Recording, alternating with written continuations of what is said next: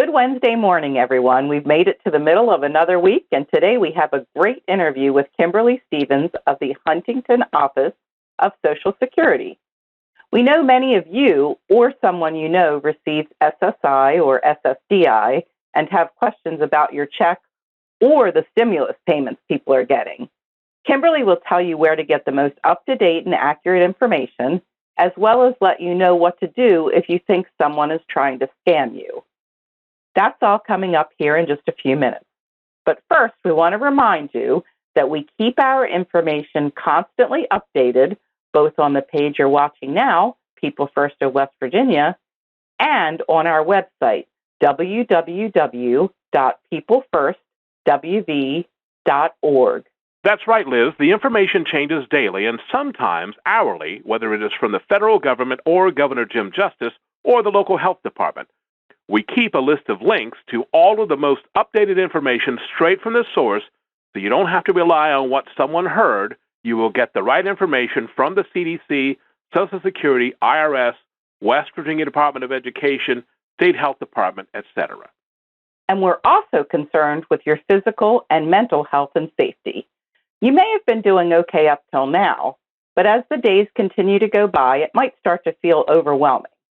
So while we certainly want you to stay home and safe and keep washing your hands, make sure you do things to relax and take your mind off things. If you do need help, there are links for WV211 from the United Way, Help for West Virginia, and other agencies that you can call in your area if you have any mental health concerns. And so you don't have to listen to a whole program to find a favorite interview or the mindfulness or the music. We have a section below on the links page for those things that are separated out so you can enjoy them whenever you like. But now it's time for today's interview. Joining us on the line today is Kimberly Stephens. She is a public affairs specialist with the Social Security Administration in their office in Huntington. When I was calling to get this information, Liz and I bringing to you, it says, please don't call, because there's lots of services online. So thank you very much for joining us today, Kimberly, so that we can provide this information, and you can, so that people don't need to call and ask questions that are actually already answered for them in a much more convenient format. So thank you very much for the great work that you all are doing in putting out all this information. Well, good morning, and thank you for having me. I guess to start with, how do people find this out? How do people stay updated on what Social Security is operating on? Well, since we work with a lot of people with intellectual and developmental disabilities, many of the people that we serve receive benefits from Social Security and are obviously concerned, as everyone is, during COVID-19, and they want to know the latest, and we've been telling them get the right information. Don't worry about what your cousin's uncle, sister-in-law heard or what you saw on Facebook on someone else's page that they said, this is what I think. Where do people get the right information up front? Exactly, Doug. That's a good point to make. And the most critical part is to make sure you are receiving the correct information. So for Social Security, we are encouraging everyone to visit the Social Security website, which is www.ssa.gov. As soon as you go to that site, there's an orange banner across the top of the screen that says Coronavirus Updates. And you can click on that, and that takes you through a series of FAQs that will allow you to understand what's going on as far as your Social Security benefits, answer questions that you may have, like, will I still continue to get my regular monthly check? Will it still come direct deposit? What happens with the economic impact payment? How do I obtain more information about that? All those questions that you may have, I can guarantee are probably going to be answered on the Social Security website. And on that website, we're going to make a lot of references to the IRS.gov website for more detailed information concerning the economic impact payment. But that's a good starter place is socialsecurity.gov to go to, and then we will give you the official information and how to obtain that from the IRS. Yeah, this is a great resource. Doug sent it to me before we started talking, and it's very clear. Lots of questions are answered. In particular, one of the things that I appreciate is the information on protecting yourself from scams. Can you tell us a little bit more about that? Yes, as with anything, there's always somebody out there trying to take advantage of somebody, especially in times like these. So we want to make sure that the public is aware that there will be people that will try to call and obtain personal information from you. They're going to try to threaten you. They're going to try to say that we will stop payment on your Social Security check because the Social Security offices are closed. If you provide us with a gift card or you provide us with this type of information, we can ensure that your check will not be stopped. They may encourage you to go get a gift card and give them that information. They may tell you all kinds of things to scare you into thinking that some way your benefits or your information's been compromised and that you need to take action. These are scams. Please don't fall for them. Please don't provide any personal information through the telephone, whether it's an email, a phone call. These are all people just trying to obtain information to cause harm, and we try to encourage everybody, don't listen to them. Go to our site, get the information directly from socialsecurity.gov. If it's an IRS situation, please go to the irs.gov website. They have all kinds of information on their website pertaining to scams. And you can even report the scams. So if it has to do with a Social Security, there's a link on our site that says report Social Security scams about COVID-19. So you can even take a proactive approach in helping us stop the scams that are plaguing the nation, especially during a time like this. One thing I wanted to point out to everyone is the two websites you mentioned end in .gov. Lots of times when you get scam information, it will, if you read the address from where the email came from or the website, you can instantly tell it's a scam.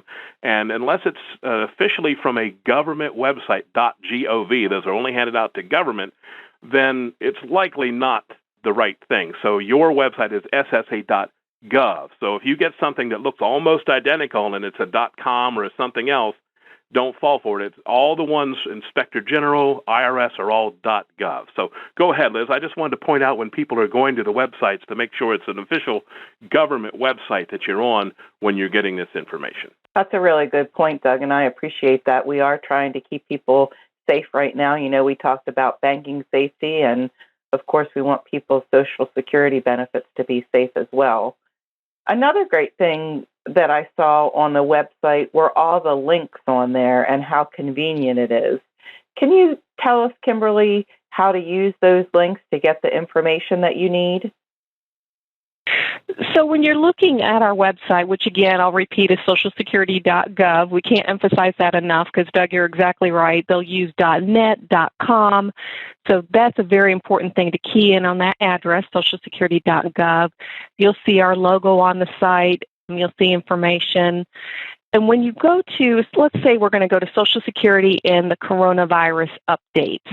And if we go to that and you're looking at a question, inside that question, the font is going to be in black, okay? But until you get to a link, all the links are going to be in a blue color. So let's say we're going to go to a question pertaining to how do I get my COVID-19 economic impact payment is a question that's posted on there. And it states clearly that the Treasury Department has launched a tool about that. And it refers you to the IRS webpage. Well, when we go to the IRS webpage on our website, it's written in blue.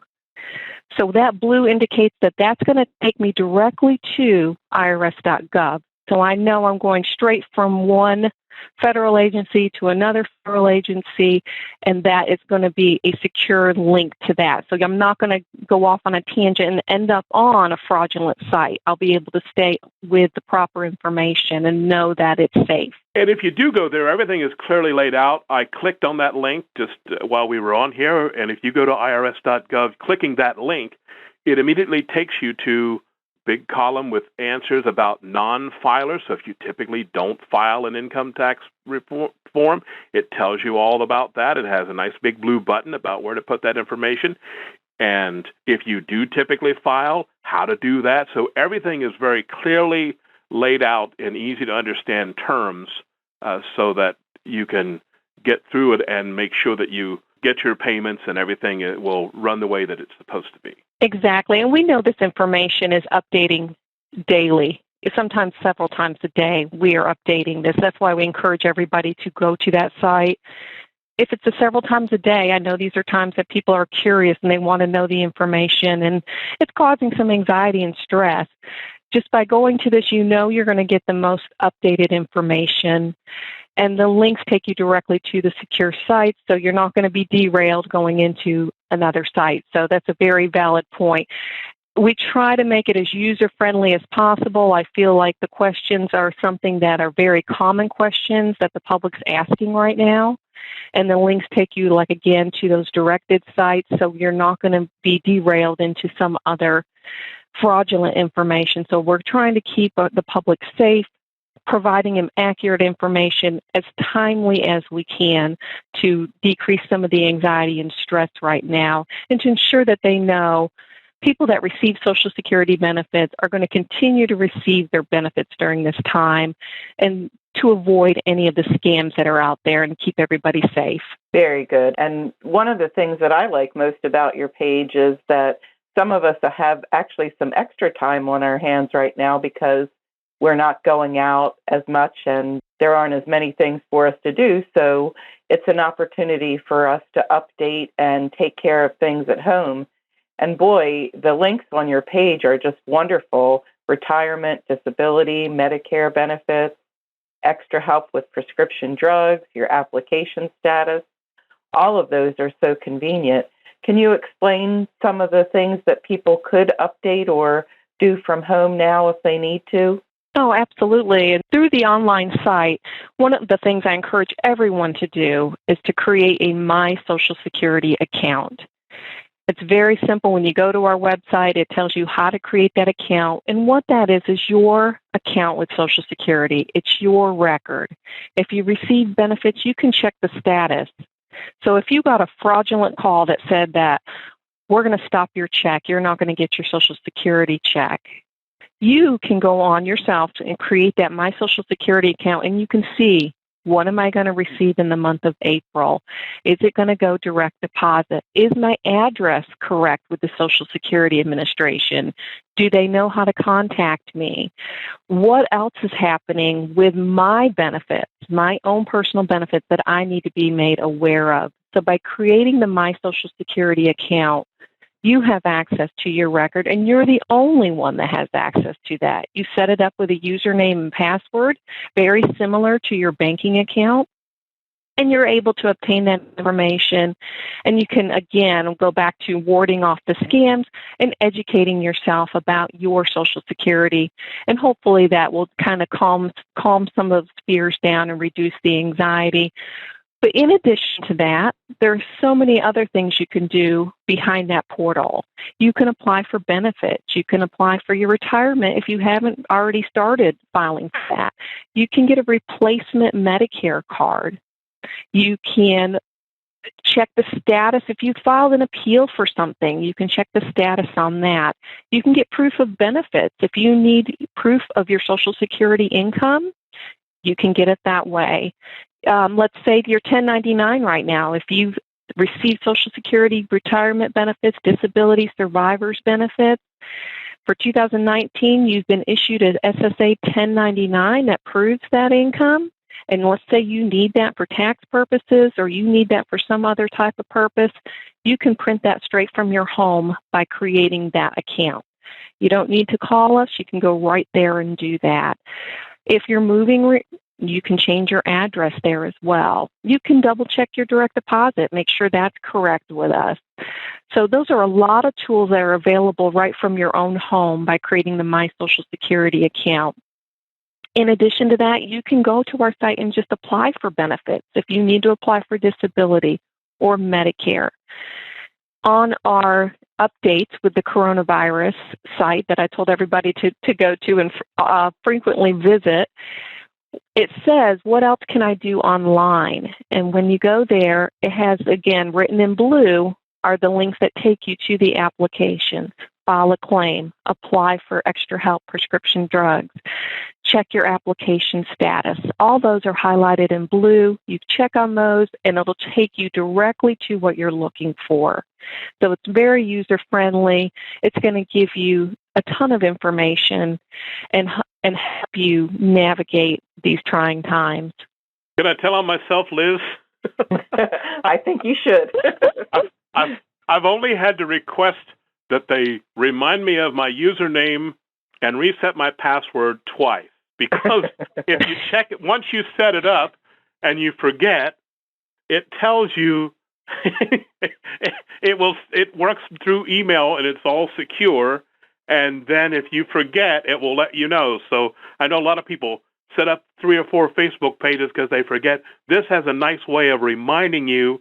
So if you don't check it very often, in fact, I just did that now. I forgot my username. It will very nicely and securely remind you what all of that is so that you can log back in. So it's a very user-friendly site. So I just wanted to point that out, that even I, who does all kinds of stuff working with this, oops, forgot my username. It happens to the best of us. Although the offices are closed, there may be some people who have a dire or emergency situation or already had some type of an appointment.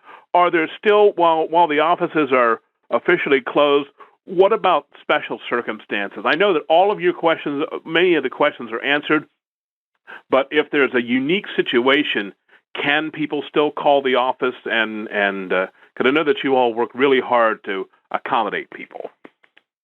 Absolutely. So they can contact the national number, which is 1-800-772-1213. They can call that number. If they need to, they can contact their local Social Security office.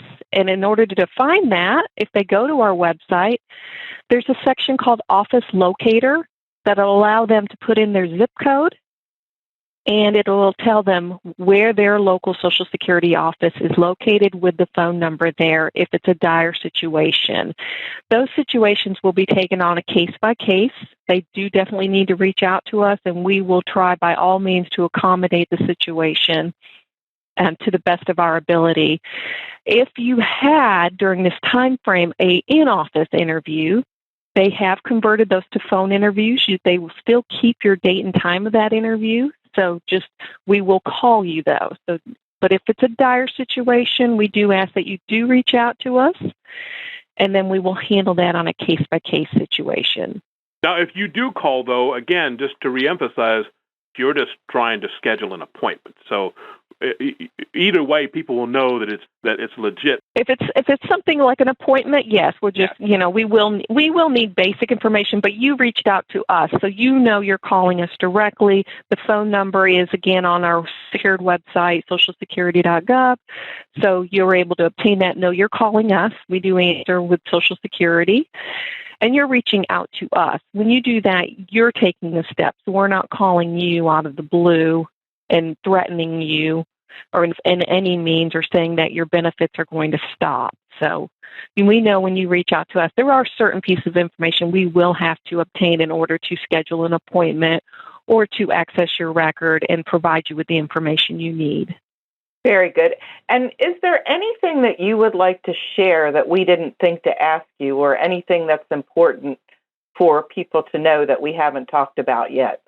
I think we've covered quite a bit of this, but like I said, this is a fluid situation, and our website is being updated daily with the most recent information.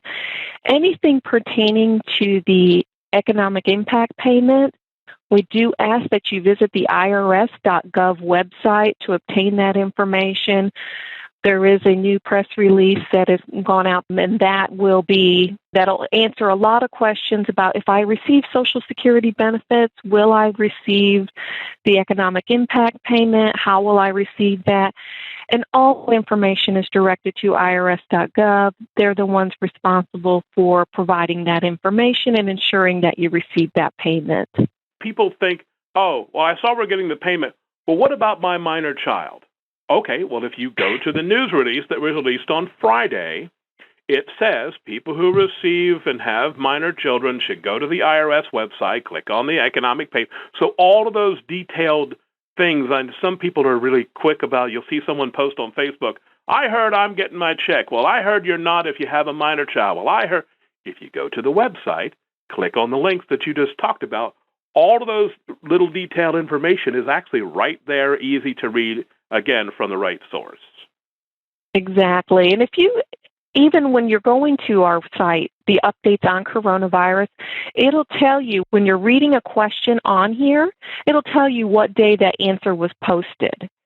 So you know if there's been a recent change. So, for example, if we're going to how do I get my COVID-19 economic impact payment, the response date on there is April 10th, 2020. So that is the most recent update that we have on that. So that you know that it's current, it's up to date, and that's the information on there is the most recent information. There's not going to be any newer information out there that your cousin or your uncle's going to have that has not been posted on our site or on the IRS website. Very good. And the last question that we have for you that we've been asking everybody is, we know things are a little stressful now, and each of us has our own way of de-stressing. I've mentioned before that mine is to turn up some classic rock music and clean my house really good. Is there something that you're doing to keep yourself calm and de-stressed in the middle of all of this? Well, I have two. One is reaching out to my family, staying in contact with them. Technology is, great when it comes to that because I can text them, we can Skype, we can FaceTime, all those things like that to stay in contact and just stay in touch and discuss how we're feeling. It's okay to be anxious, just we can talk about that, and staying in contact with my family is very important to me. The other one is I have two cats, so I like to curl up with my cats. I pet them. That's very soothing and relaxing for me, and they feel that they're providing a great service to me. As long as they're fed, they'll let me pet them. So my pets keep me sane, especially in these trying times. So. Well, that sounds wonderful. That's very good. Same at my house. Although when my kids are up, the cats seem to come and talk to me when I have food. Otherwise, they don't talk. They don't even talk. They're curled up with my wife and daughter when they're watching TV. But when I walk in the house with a sandwich, all of a sudden I have two cats right next to me. You're their favorite person. Yes, for about 2 minutes. Yep. Thank you very much for your time. We were talking to Kimberly Stephens.